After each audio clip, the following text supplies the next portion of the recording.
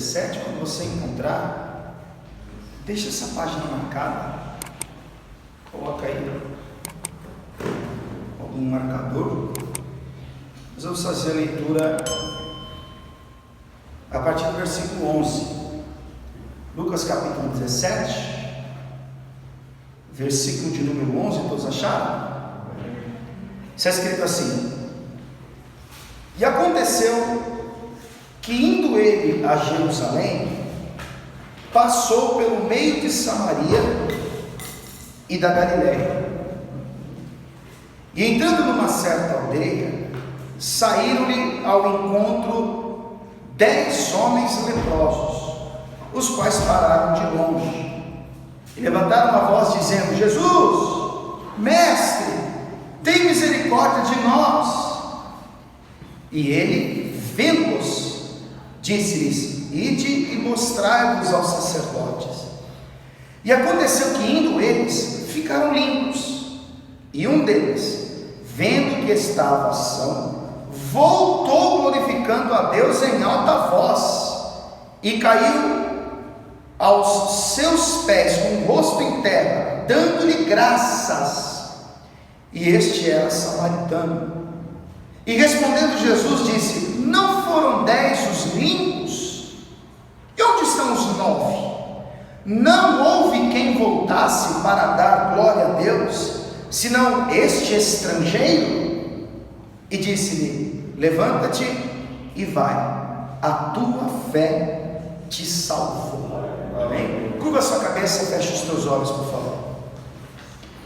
Pai Santo, Deus bendito, Deus Todo-Poderoso, graças nós te damos mais uma vez, Pai, porque o Senhor nos trouxe aqui à tua casa, e esse é o momento de ouvirmos a tua voz, de ouvirmos a tua palavra, e como de costume, eu coloco a minha vida nas tuas mãos, Pai, e peço que o teu Espírito Santo assuma o lugar que te pertence e fale ao coração do teu servo, ao coração da tua serva, a cada ouvinte desta pregação, os nossos irmãos que estão congregando nos lares, assim como aqueles que nos acompanham pelo YouTube, pelo Facebook. Meu Deus, aonde esta palavra chegar, toque em corações, meu Deus, regenera a alma, transforma as vidas, Pai, para a honra, glória e louvor do teu santo nome. É o que eu te peço, te agradeço, em nome do teu filho amado Jesus, o nosso Salvador, que assim seja feito. Amém e graças a Deus. Pode sentar, por favor.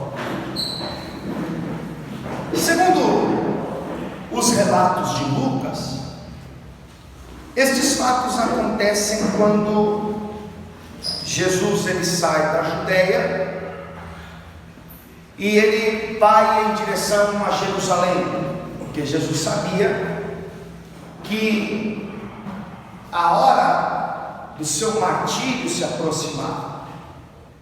Jesus ele sabia que deveria ir a Jerusalém para se entregar, para ser injustamente julgado, sentenciado, condenado e morto. E Jesus está fazendo algo incomum para os judeus, porque todo judeu, quando saía da Judeia e ia para Jerusalém, ele evitava passar pelo território samaritano, porque havia uma rivalidade histórica entre os povos. Você me ouviu pregando recentemente que quando o judeu precisava sair da Judeia, ir para Jerusalém ou fazer o caminho oposto, eles gastavam um pouco mais de tempo, eles se cansavam um pouco mais, porque eles optavam em atravessar o Vale do Jordão, ou então eles iam por Pérea, justamente para não ter o contato com os povos de Samaria.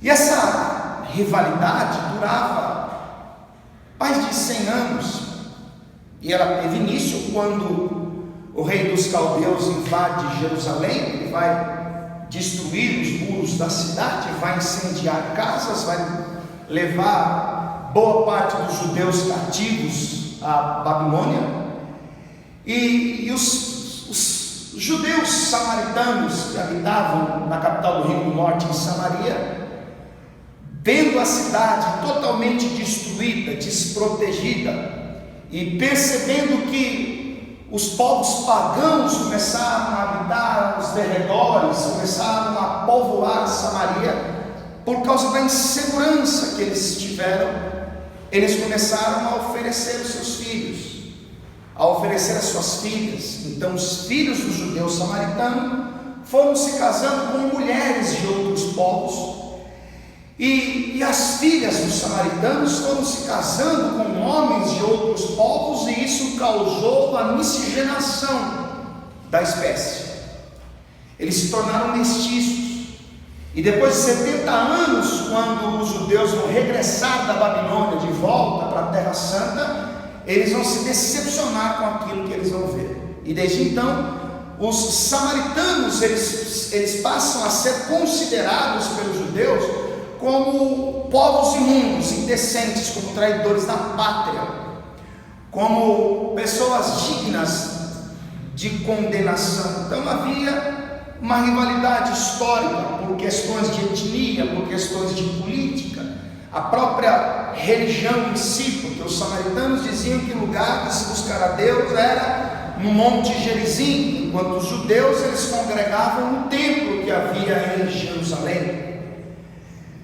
E então Jesus ele vai optar passar pelo território samaritano, apesar destas indiferenças. Quando você lê João capítulo 4, versículo 9, quando Jesus ele conversa com aquela mulher samaritana e pede a ela água, ela vai dizer: como sendo tu judeu, me pede de beber a mim, que sou mulher samaritana? E lá entre parênteses está escrito: porque judeus e samaritanos não se comunicam.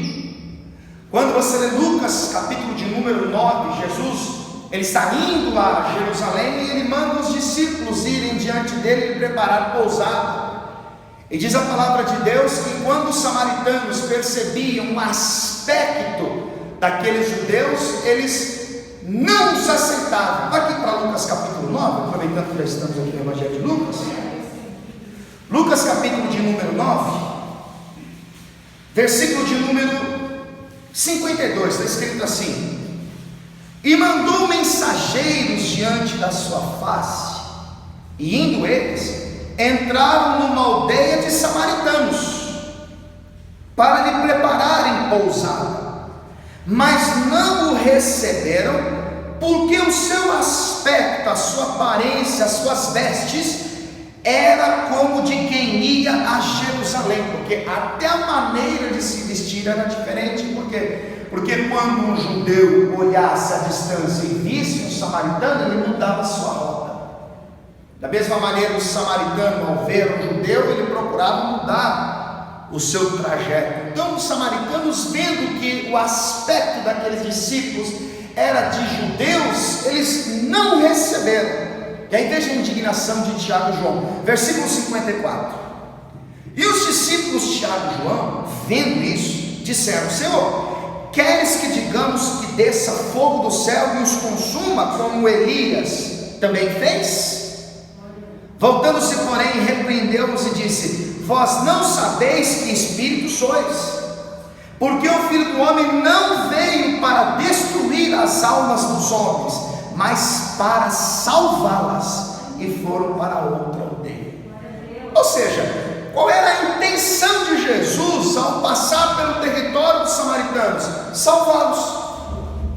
Ele veio para salvar o pecador perdido. Ele veio para salvar a alma dos homens, para que todo aquele que nele crê não pereça, mas tenha a vida eterna. Então Jesus vai fazer aquilo que era incomum para o judeu.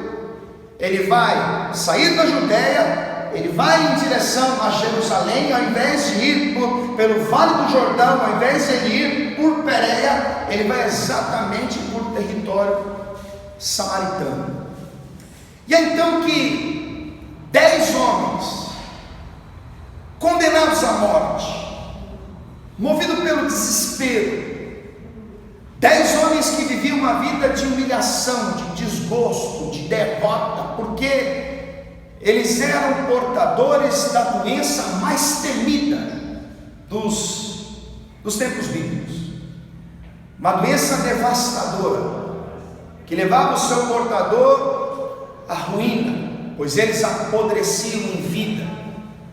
Uma doença letal. Jesus diz em Lucas 4:27 que nos tempos do profeta Eliseu, todos os portadores de lepra morriam, e o único que nos dias de Eliseu sobreviveu a esta tão temida e terrível doença foi o sírio Naamã.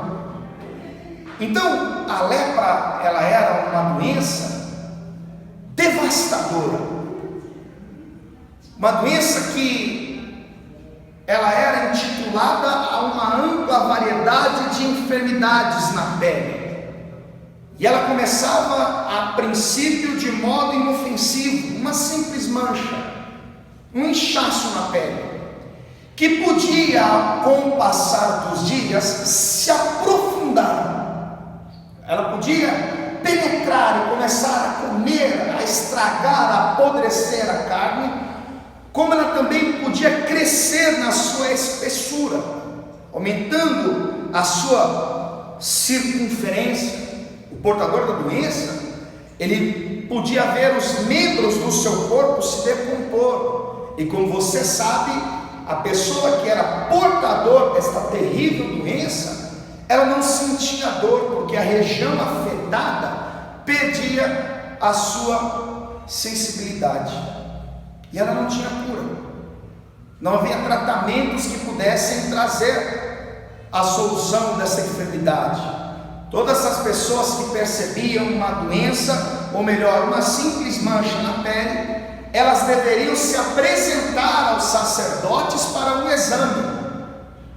E o sacerdote examinava aquela pessoa, deixava num certo isolamento, e dali 7 dias ele voltava a examiná-la para saber se aquela mancha se aprofundou, aumentou o seu tamanho, e se isso de fato acontecesse, aquela pessoa era declarada imunda. A vida mudava da noite para o dia, e como se não bastasse as consequências desta terrível doença, haviam leis cerimoniais que tornavam a vida dos leprosos ainda mais humilhantes, mais difíceis. Deixa essa página marcada, vamos lá para o Antigo Testamento, livro de Levítico, capítulo de número 13. Levítico, capítulo de número 13. Só para você entender um pouco mais, ou relembrar acerca desta terrível doença. Levítico capítulo 13, versículo 45, ou melhor, 43, está escrito assim: havendo, pois, o sacerdote examinado, e eis que se a inchação da praga na sua calva ou meia calva está branca, tirando a vermelho, como parece a lepra na pele da carne, leproso é aquele homem, imundo está. O sacerdote o declarará totalmente imundo. Na sua cabeça tem a sua praga. Também as vestes do leproso em quem está a praga serão rasgados, a sua cabeça será descoberta, e cobrirá o beiço superior e clamará: imundo, imundo. Todos os dias em que a praga estiver nele, será imundo. Imundo está, habitará só, a sua habitação será fora do arraial. Então, resumidamente falando, quando o portador da lepra era examinado pelo sacerdote e diagnosticado com tal enfermidade, ele perdia o convívio social. Imediatamente todos os seus sonhos, planos, projetos, convivências, relações sociais eram interrompidos, e ele passava a viver um certo isolamento, dependendo do grau da sua enfermidade. Acho que hoje em dia falar sobre isolamento é mais fácil, não é? Se a pessoa está com febre, está com dificuldade para respirar, imediatamente essa pessoa é isolada, porque ela corre o risco de estar infectada com o temido coronavírus e ainda colocar as outras pessoas em risco. Daí a necessidade do isolamento. Então, vamos tentar associar a lepra com o pecado. Porque o pecado, muitas vezes, ele começa bem pequenininho, bem inofensivo, mas ele pode se aprofundar, criar raízes, dominar o homem, governar a vida do homem, tornando o homem escravo. O pecado, ele tem a mesma letalidade da lepra. A palavra de Deus diz que o salário do pecado é a morte. O pecado, ele tira do homem a sensibilidade de ouvir a voz do seu Criador.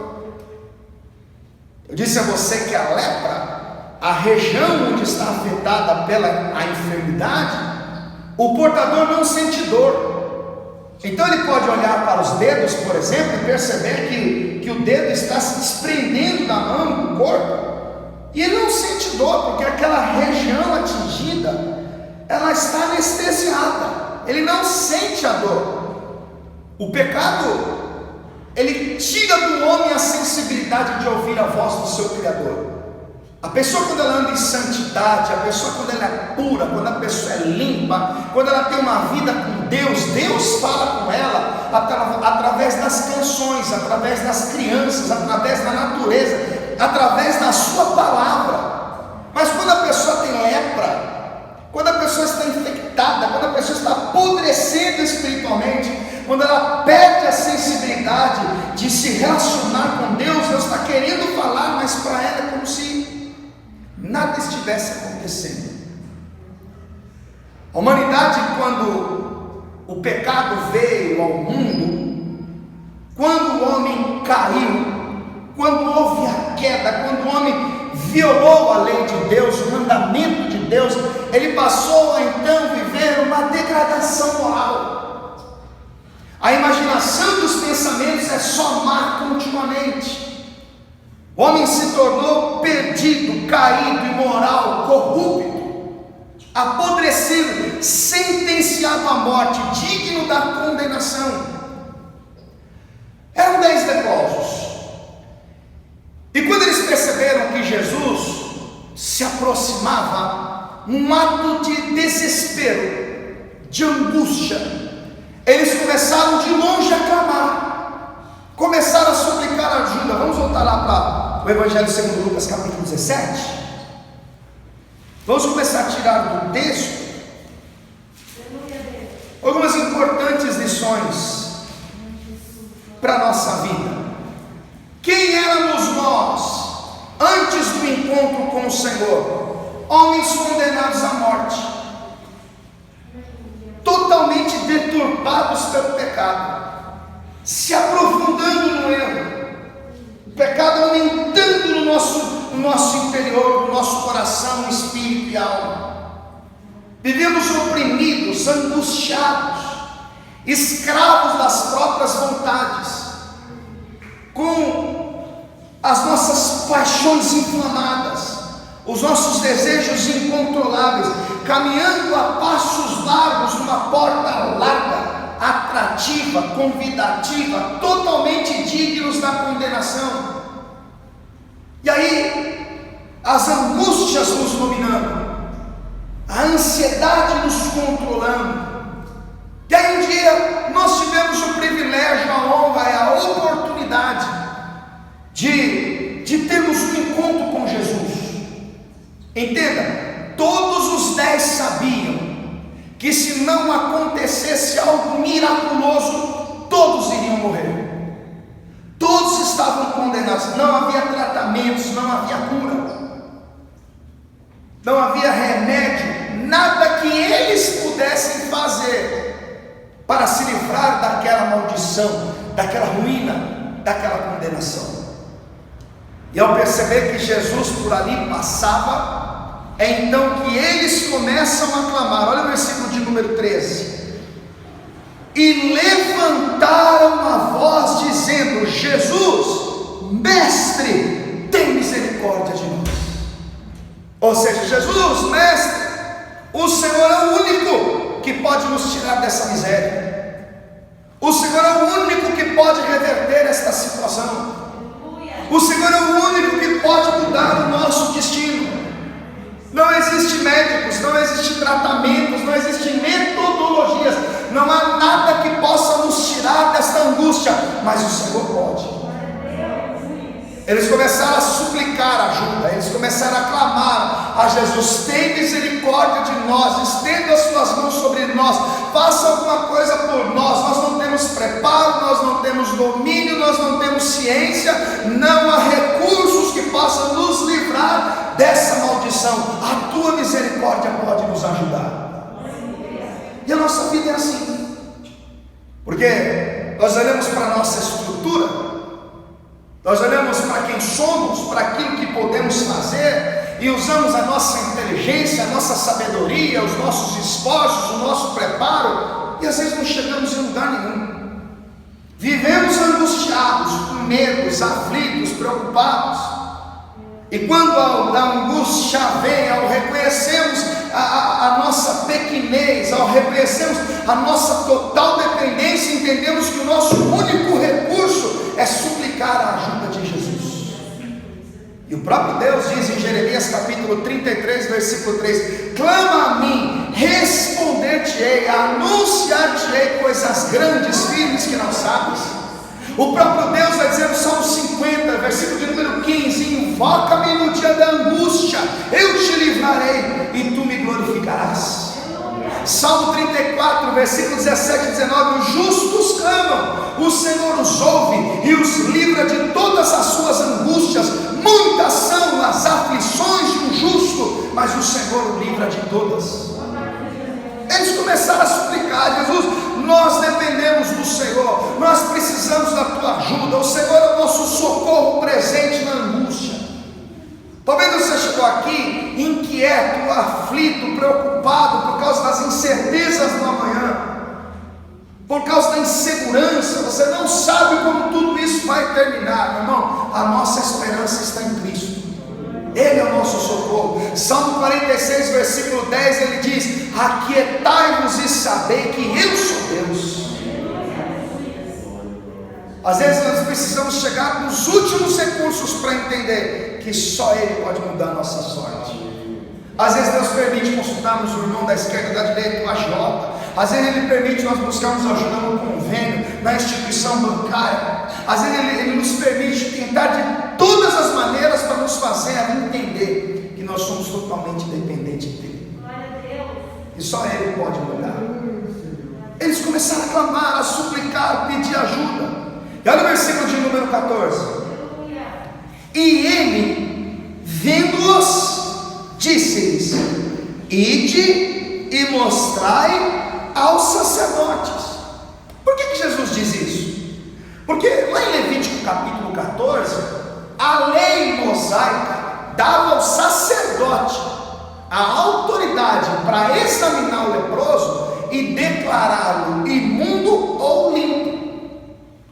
Então Jesus está pedindo para eles fazerem o que? Cumpram a lei de Moisés, vão até o sacerdote, se mostrem a ele. Mas a gente precisa parar para pensar o seguinte: eles deveriam ir ao sacerdote apenas quando percebessem o regresso da doença.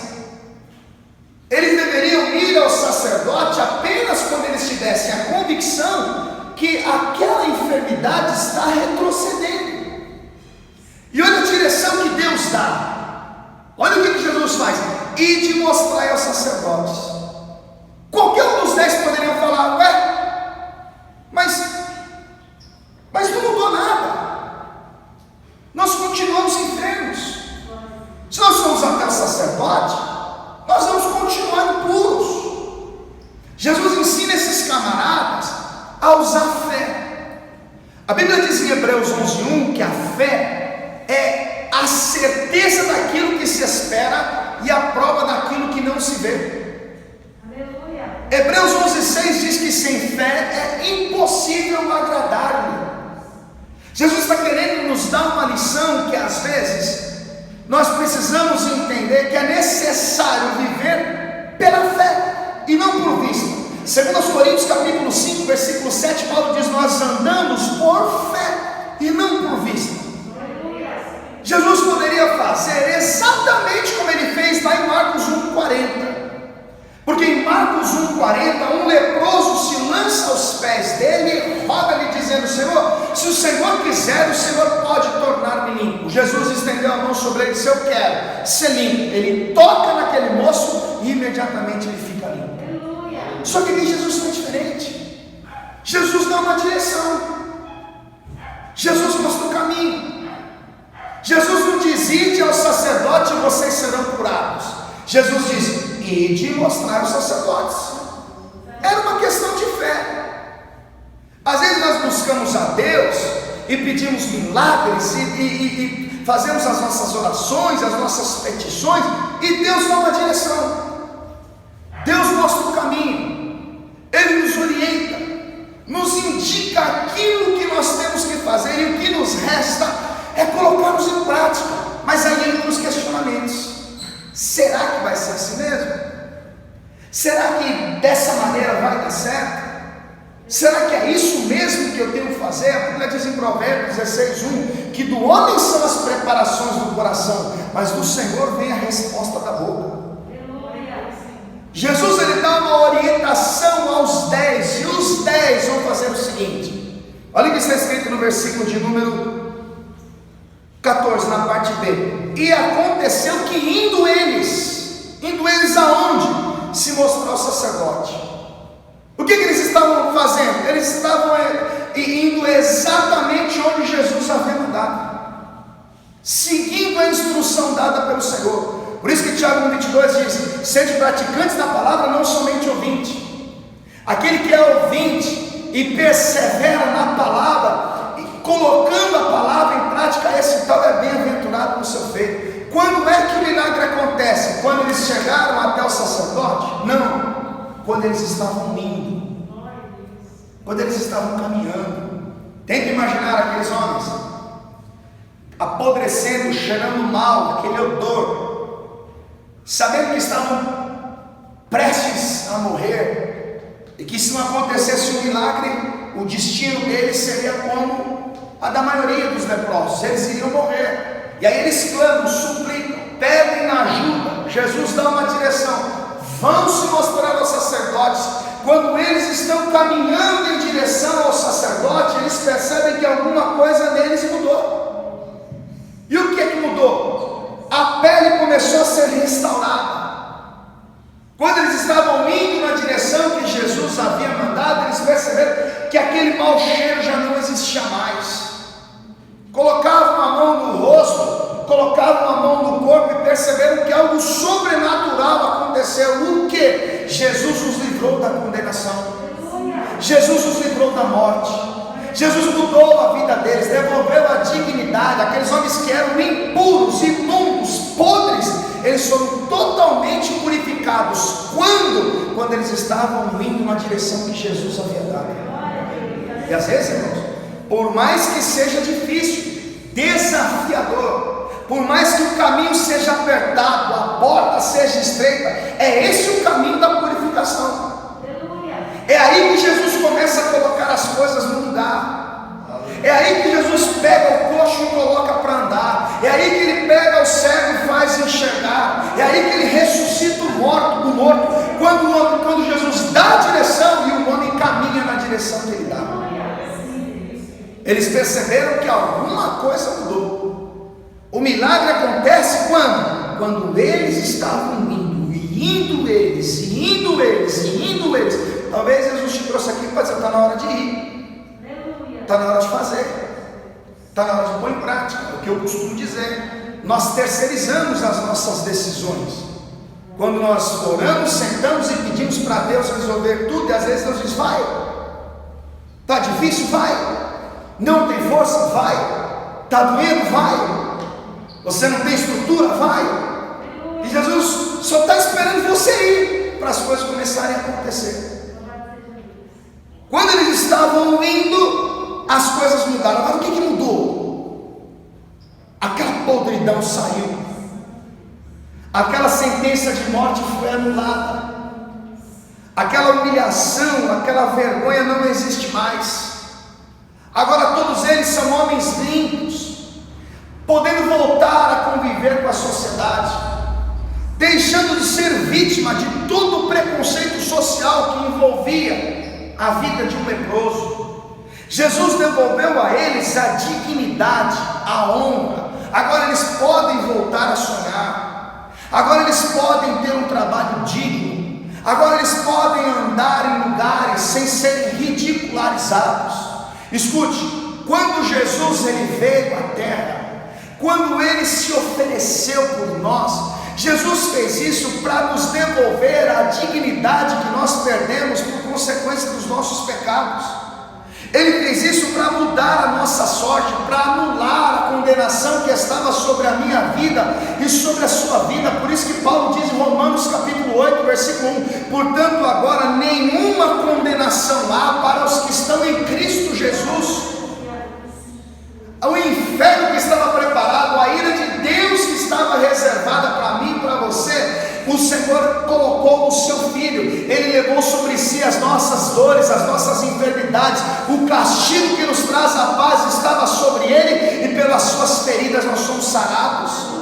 Paulo diz em 2 Coríntios capítulo 5, a partir do versículo 14: o amor de Cristo nos constrange, julgando nós assim, que se um morreu, logo todos morreram, e ele morreu por todos, para que todos os que vivam não vivam mais para si, mas vivam para aquele que por ele morreu e ressuscitou. Se alguém está em Cristo, é uma nova criatura, uma nova pessoa. As coisas velhas já passaram, e eis que tudo se fez novo. Como Paulo escreveu em Romanos capítulo 6, versículo 1: que diremos, pois, permaneceremos no pecado para que a graça seja mais abundante? De modo nenhum. Nós que estamos mortos para o pecado, como viveremos ainda nele? Ou não sabemos que todos quantos somos batizados em Jesus Cristo, fomos batizados em sua morte? De sorte que fomos sepultados com ele no batismo da morte, para que como Cristo ressuscitou dos mortos pela glória do Pai, assim andemos nós também em novidade de vida. A vida mudou, as coisas mudaram. Romanos capítulo 6, versículo 11: assim também vós considerai-vos como mortos para o pecado, mas vivos para Deus em Cristo Jesus, o nosso Senhor. Não reine, portanto, o pecado em nosso corpo mortal, para lhe obedecerdes os vossos desejos, e nem tampouco apresenteis os vossos membros ao pecado por instrumento de iniquidade, mas apresentai-vos a Deus como vivo dentre mortos, os vossos membros a Deus por instrumento de justiça. Aí ele diz: porque o pecado não terá domínio sobre vós, porque não estáis debaixo da lei, mas debaixo da graça. Ele anulou a sentença que havia sobre nós, ele anulou as nossas maldições, aquela lepra, aquela podridão, aquela imundícia, aquela sujeira. Ele nos devolveu a vida. Ele é a vida, e a vida é a luz que ilumina todo homem. Ele é o caminho, ele é a verdade, ele é a vida. E aí o que a gente faz com tudo isso? A gente vem para a igreja, para a casa de Deus, e simplesmente desprezamos tudo isso, e usamos a nossa fé para buscar aquilo que Ele pode nos oferecer. Usamos a nossa fé porque queremos uma vida melhor. Usamos a nossa fé porque sonhamos com o carro do ano, com a chácara, com o sítio, com a casa na praia, e nós queremos ter uma independência financeira. E às vezes desprezamos a obra redentora de Cristo Jesus. E entenda, Deus, Ele prospera, pois a sua palavra diz que Ele ama a prosperidade dos seus servos. Ele cura. Salmo 107, versículo 20 diz que Ele enviou a sua palavra e o sarou. Ele liberta com a verdade da sua palavra. Mas o maior benefício que o Senhor pode nos oferecer é a salvação, é a eternidade. 1 João 2,25 diz que a promessa que Ele nos fez é a vida eterna. Apesar de tudo aquilo que Deus pode fazer de bom para mim e para você, nada pode ser mais importante do que aquilo que já foi feito. Ele nos livrou do inferno, da condenação. Os 10 homens homens estavam indo em direção ao sacerdote, e de repente eles perceberam que alguma coisa sobrenatural aconteceu. A carne já não estava mais podre, já não cheirava mal. Eles perceberam que voltaram a ter o direito de ter uma vida normal.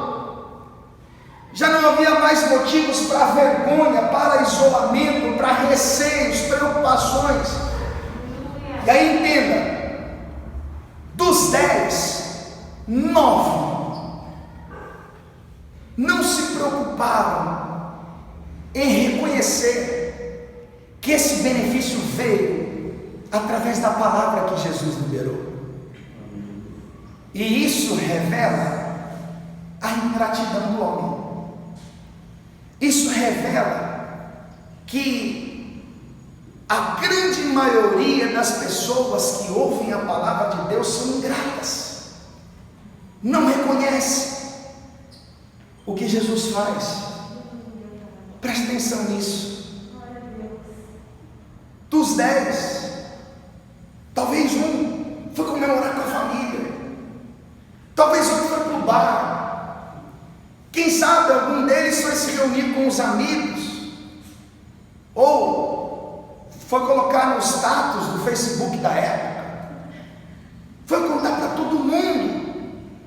Mas eles esqueceram que quem devolveu a eles a dignidade foi o autor da vida.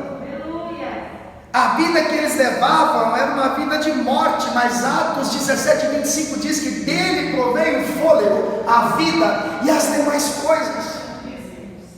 Mas 9 não se preocuparam em voltar. Você sabe quando a gente é ingrato? Quando nós olhamos para a vida dos outros e achamos bonito o que os outros têm. Porque sabe quando a nossa ingratidão é revelada? Quando a gente chega em casa e ao invés de a gente agradecer por aquilo que nós temos, nós começamos a reclamar daquilo que nós não temos. E às vezes olhamos para o vizinho com o seu luxo, com o seu conforto, por mais que não sirvam a Deus, e aí olhamos para a nossa humilde residência, tudo muito simples, não é? Tudo muito limitado. E aí nós começamos a pensar: por que eu não tenho o que ele tem? Por que eu não vivo como ele vive? Por que as coisas para mim são sempre mais difíceis? Até quando eu vou viver nessa simplicidade? Até quando eu vou passar estes apertos? A pessoa entra em casa e ao invés de olhar para o seu lar, para a sua família e agradecer a Deus por ter uma família, ela vai começar a falar mal do marido, vai começar a falar mal da esposa, vai começar a falar mal dos filhos. Ao invés de chegar em casa e agradecer a Deus porque tem um teto, porque tem um lar, não, ela vai murmurar porque gostaria de morar num bairro nobre, numa casa luxuosa. E nós precisamos mudar isso. Nós precisamos olhar para dentro da nossa casa, para dentro do nosso lar e dizer: Senhor, graças a Deus porque eu tenho uma família. Senhor, graças a Deus que ainda na simplicidade o Senhor tem me sustentado. Graças a Deus que com todas as dificuldades que eu passo, eu sei que a sua boa mão está sobre mim. Estes 9 foram ingratos, não voltaram para agradecer. Todos eles foram curados, todos eles experimentaram da graça de Jesus, da misericórdia de Jesus. Todos eles tiveram a sua oração respondida, a sua súplica atendida. Todos receberam o mesmo livramento, e na igreja é exatamente isso. Pessoa entra com a vida arrebentada, na ruína, na vergonha, na miséria, e aí Deus, com a sua bondade e misericórdia, Ele vai lá e sara, abre portas, perdoa pecados, escreve o nome no livro da vida, abre portas que estão fechadas, devolve a honra, a dignidade, a vida da pessoa começa a melhorar. E ela que naquele tempo de sofrimento clamava, suplicava, pedia misericórdia, pedia ajuda, ao perceber que as coisas começaram a melhorar, ela revela a sua ingratidão. Quando ela deixa de aproveitar para agradecer. Quando ela deixa de reconhecer que isso só aconteceu porque quem deu a direção foi Jesus, porque quem mostrou o caminho foi Jesus, porque quem executou a obra foi Jesus. Mas o coração fecha. Isso é ingratidão. Versículo de número 15 diz assim: e um deles, vendo que estava são, voltou glorificando a Deus em alta voz, e caiu aos seus pés com o rosto em terra, dando-lhe graças. E este era samaritano. Ele reconheceu: não, peraí, eu não estou mais leproso, eu não estou mais doente, eu estou livre, eu sou curado. Olha, eu não vou mais morrer, eu não vou ser mais condenado. E aí entenda, a gratidão, segundo o dicionário, é uma emoção que envolve um sentimento de dívida acompanhado pelo desejo de retribuir a alguém um benefício que nós recebemos. Isso é gratidão. Uma emoção que envolve um sentimento de dívida acompanhado pelo desejo de retribuir a alguém um benefício que nós recebemos. Aquele que é grato, ele sente que ele tem uma dívida. Aquele que é grato, ele fica pensando: puxa, quando eu mais precisei, essa pessoa me estendeu a mão. Eu tenho que fazer alguma coisa. Alguma coisa eu preciso fazer, nem que seja um almoço, um jantar, nem que seja um passeio. Eu preciso demonstrar para esta pessoa que eu sou grato. E entenda, a gratidão vai além de dizer obrigado. A gratidão vai além de palavras bonitas. Aquele que é grato, ele se sente endividado. Ele entende que ele precisa fazer algo para retribuir. E este samaritano, justamente o considerado impuro, imoral, considerado estrangeiro, é o único que volta.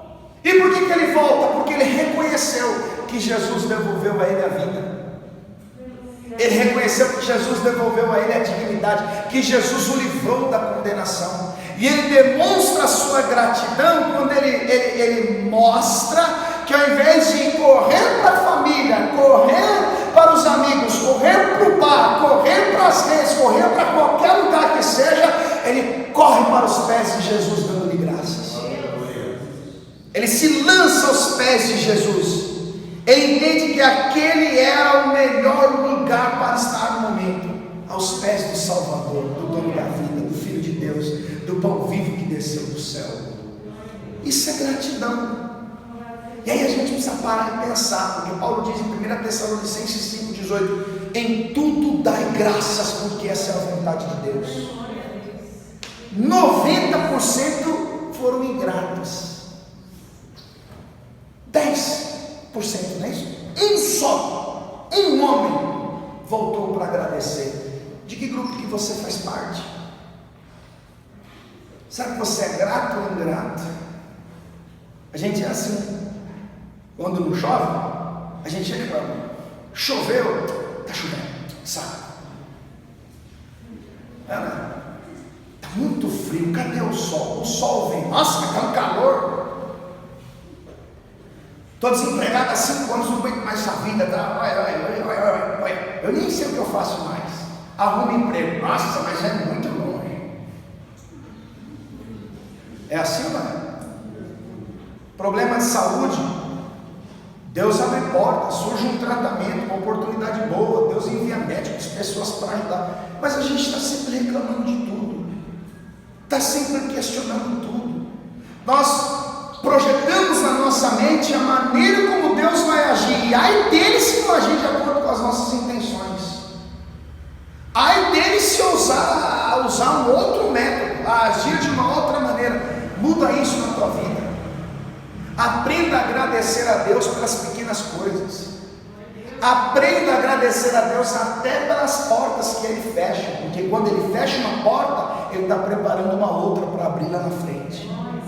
Aprenda a agradecer a Deus pelos dias de dificuldade. Sabe por quê? Porque estes dias nos aproximam de Deus. Aprenda a agradecer a Deus por todas as crises que você enfrenta, porque é no meio delas que Deus se revela a você. Em tudo dai graças, porque essa é a vontade de Deus. Olha o versículo de número 17. E respondendo Jesus disse: não foram 10 os limpos? Onde estão os 9? Eu não curei 10 pessoas? Onde é que estão as demais? Por que os outros 9 não voltaram? Versículo 18. Não houve quem voltasse para dar glória a Deus, senão este estrangeiro. Ou seja, todos deveriam reconhecer a palavra que saiu da minha boca, todos deveriam reconhecer a direção que eu dei, todos deveriam reconhecer que eu os livrei da condenação, todos deveriam reconhecer que ao colocar a minha palavra em prática foram curados, e só ele voltou. Só esse voltou para agradecer. Agora olha o versículo 19. E entenda a importância da gratidão.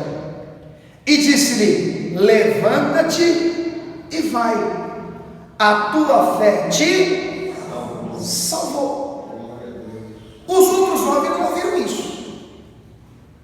Você prestou atenção? Aquele que tem o coração grato a Deus alcança sempre mais do que aquilo que busca. Por isso que você deve agradecer a Deus por tudo. Jesus curou os 10. Os 10 foram livres das enfermidades físicas. Mas esse cara aqui conquistou mais do que os outros. Não conquistou não, porque a salvação não vem por méritos. Mas esse cara aqui, ele recebeu de Jesus algo a mais do que os outros. A Bíblia diz em Efésios capítulo 3, versículo 20, que Ele é poderoso para fazer em nossa vida abundantemente mais além daquilo que pedimos ou pensamos, segundo o poder da fé que em nós opera. Quando Jesus olha para o ingrato, Ele sabe que o ingrato dificilmente vai reconhecer aquilo que Deus faz. Esse é o problema do ingrato. O ingrato dificilmente ele vai olhar para você, fazer um gesto, pronunciar uma palavra que reconheça o benefício que você lhe prestou. O ingrato é assim. O ingrato ele sempre acha que tudo deve funcionar em torno dele. O que tem um coração grato é diferente. Aquele que tem um coração grato, ele entende o princípio da semeadura. Mateus 7,12, Jesus disse assim: tudo que quereis que os homens vos façam, fazei vós também a ele. Reciprocidade. O benefício que eu recebi eu vou retribuir. Fez o bem para mim, amanhã eu faço bem para ele. E aí ele faz o bem para mim e eu faço bem para ele de novo. E aquele que tem um coração grato, ele sempre recebe mais de Deus. E assim foi com esse cara. Ele voltou para agradecer, se lançou aos pés de Jesus. Ele reconheceu: eu era perdido, mas a palavra que saiu da tua boca me salvou. Eu estava condenado à morte, eu iria terminar numa ruína, numa sepultura, numa cova, mas a palavra que saiu da sua boca produziu vida.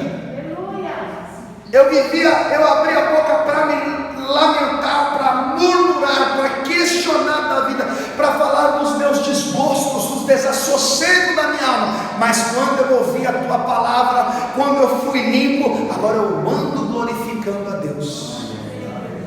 Por isso que você deve ser grato a Deus, por tudo que Ele tem feito na sua vida, por tudo aquilo que Ele ainda há de fazer.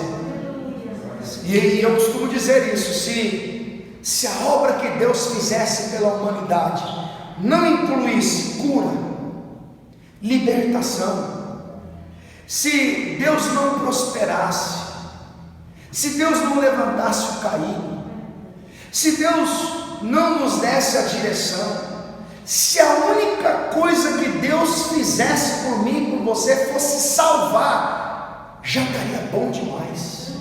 Mas além de salvar, Ele levanta, Ele limpa, Ele escreve o nome no livro da vida, Ele perdoa pecados. Se nós cairmos, nós temos a certeza que Ele vai nos levantar. Se nós errarmos, Ele nos dará a direção. Se o nosso coração se endurecer, o Espírito Santo trabalha para quebrantar. o nosso coração. Nos nossos dias de fraqueza, Ele intercede por nós com gemidos inexprimíveis. Quando as coisas estão contrárias ao nosso favor, Ele coloca a sua mão poderosa e faz com que a sua vontade prevaleça sobre a nossa vida. Meu irmão, se isso não é motivos para você agradecer, a sua lepra está quase te matando. Olha para aquilo que Jesus fez. Olha para a sua obra redentora. Olha para aquilo que você era antes de você receber essa palavra. E olha para aquilo que você é hoje. Olha para aquilo que Deus tem para fazer na tua vida. Olha para a palavra e veja o que Ele colocou à nossa disposição. A salvação, a liberdade. Quando as coisas da nossa vida terrena chegar ao ponto de não houver mais alternativa e a enfermidade nos levar à morte, e parece que tudo chegou ao fim, aí vem a melhor parte. Por quê? Vinde benditos do meu Pai. Deus tem solução para tudo. Deus tem resposta para tudo. Aquilo que os nossos olhos não viram, que os nossos ouvidos não ouviram e que não subiu ao coração do homem, é o que Deus tem preparado para aqueles que amam. Seja grato a Deus por tudo que Ele tem feito e por aquilo que Ele é dado de fazer no teu mundo. Vamos ficar todos de pé.